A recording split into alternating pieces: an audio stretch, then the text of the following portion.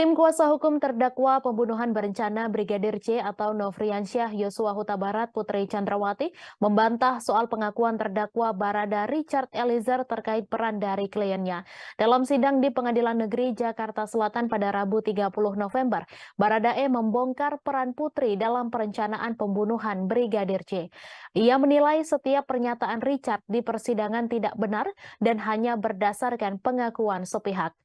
Diberitakan sebelumnya, Richard Eliezer mengungkapkan peran Putri Chandrawati dalam penyusun skenario pembunuhan terhadap Brigadir J.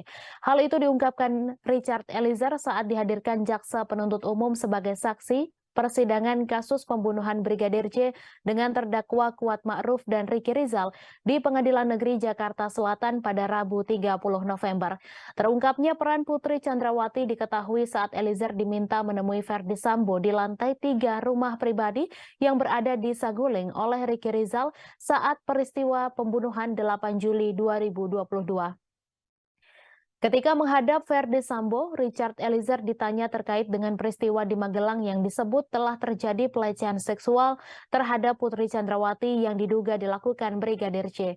Mendengar penjelasan Sambo yang kala itu masih menjabat sebagai Kadif Propam Polri, Richard Eliezer mengaku kaget. Namun Verdi Sambo kemudian meminta Richard mengeksekusi Brigadir J dengan skenario tembak-menembak yang telah disiapkan. Richard Eliezer mengungkapkan skenario yang dibuat Verdi Sambo dilakukan seolah-olah ia akan melindungi Putri Chandrawati dari tindak pelecehan dan juga upaya melindungi diri. Namun di sela-sela menceritakan skenario itu, Verdi Sambo juga sempat berbincang dengan Putri Chandrawati.